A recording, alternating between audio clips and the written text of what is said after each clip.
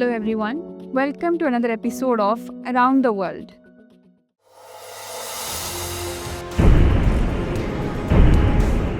Gaza, a place where every street is bounded and every shattered brick has bloodstains, where on one side screams rise from ruined buildings, while on the other side darkness looms over the future. In the midst of this, a statement from the president of a global superpower emerges. The U.S. will take over the Gaza Strip, and we will do a job with it too. US will occupy the Gaza Strip and make it the Riviera of the Middle East. Is this the greatest geopolitical power move, or is the most absurd fantasy in history? We will find the answers to these questions in today's episode. Recently, Israeli Prime Minister Benjamin Netanyahu was on a visit to the US, a trip which had already been considered significant from the perspectives of Israel, Hamas, and Gaza, and indeed, it turned out to be just that. After joint talks, when US President Donald Trump and Israeli Prime Minister Netanyahu arrived to address a joint press conference, Trump, in his statement, said, US will occupy Gaza, develop it, deactivate the weapons there, and if necessary, deploy American troops. And US will make Gaza the Riviera of the Middle East. It is noteworthy that Riviera is a French term often used to describe beautiful, luxurious, and prosperous tourist destinations located by the sea. It is typically associated with the splendid coastal locations in France and Italy. This is not the first time that Trump has made headlines with his controversial statements. Since coming to power, Trump has continuously made bold statements, whether it was about buying Greenland, controlling the Panama Canal, or referring to Canada as one of his states. Trump's statement has drawn negative reactions from the international community, including countries like Jordan and Egypt, where Trump had suggested relocating Palestinians. These nations have not supported this move. The international community has also criticized this plan. The UN High Commissioner Volker Turk has said that the forced transfer of any population is strictly prohibited under international law. This is because, under international law, forcibly displacing any population is banned.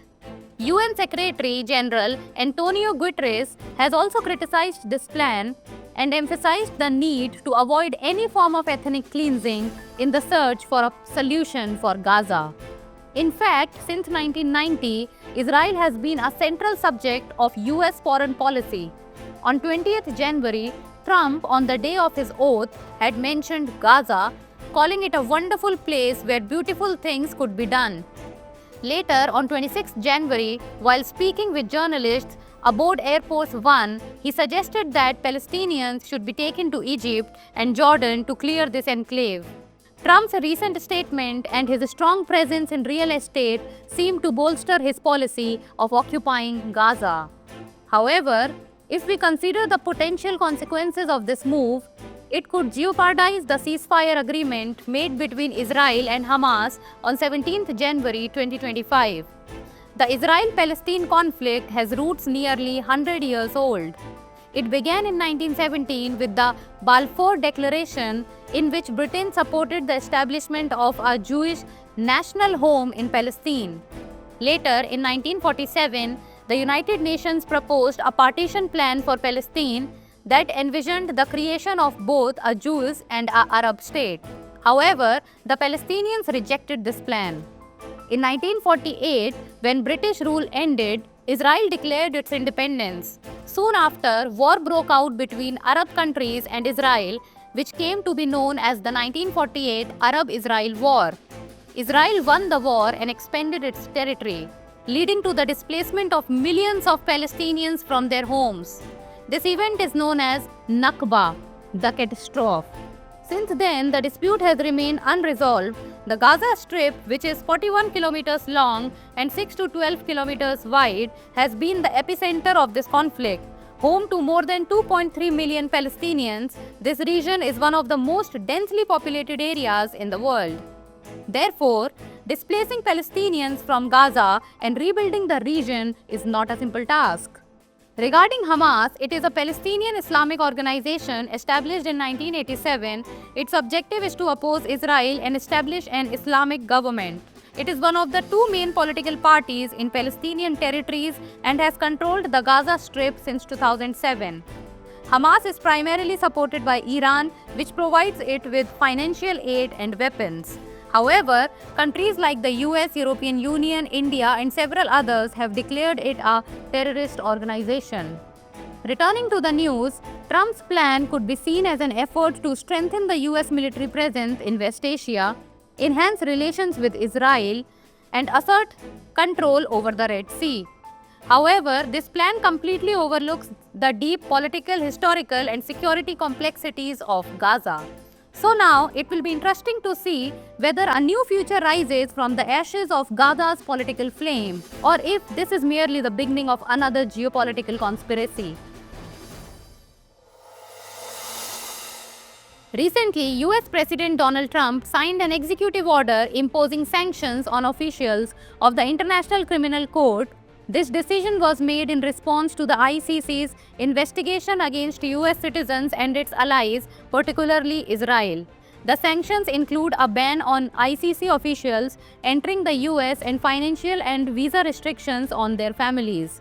Republican leaders opposed the ICC's warrant, which was issued against Israeli Prime Minister Benjamin Netanyahu and the former defense minister. It is noteworthy that this is not the first time the US has imposed sanctions on the ICC. In 2020, the Trump administration took action against ICC prosecutors over the investigation into US military actions in Afghanistan. The president of the ICC warned that these sanctions could weaken the court's independence. Recently, Australia passed a strict anti-hate crime law which includes mandatory minimum sentences for terrorist offences and the display of hate symbols. The aim of this law is to curb the increase in anti-Semitic incidents. Under the law, lesser hate crimes like performing the Nazi salute would carry a minimum sentence of 12 months in prison, while terrorist offences would be punishable by 6 years. Prime Minister Anthony Albanese stated that those involved in hate crimes will be held accountable. It is noteworthy that in recent months, attacks on the Jewish community in Australia have increased, including the discovery of a vehicle filled with explosives in Sydney. Meanwhile, the state of New South Wales has also announced that it will tighten its hate speech laws. Recently, US Secretary of State Marco Rubio refused to participate in the G20 summit to be held in South Africa on 20th to 21st February. He accused the host government of pursuing an anti-American agenda. He also accused South Africa of promoting land expropriation and climate change agendas. This step follows after Donald Trump's criticism of South Africa's land reforms and his promise to halt US funding for the country. Trump had accused South Africa of human rights violations, while President Cyril Ramaphosa dismissed. In fact, land reform in South Africa is a sensitive issue, as most agricultural land is still owned by white people even after apartheid. The government is trying to amend the land policy to correct historical injustices. So viewers, we conclude the discussion here and note today's question. Comment on the impact of US President Donald Trump's statement on Gaza on the Israel-Hamas ceasefire.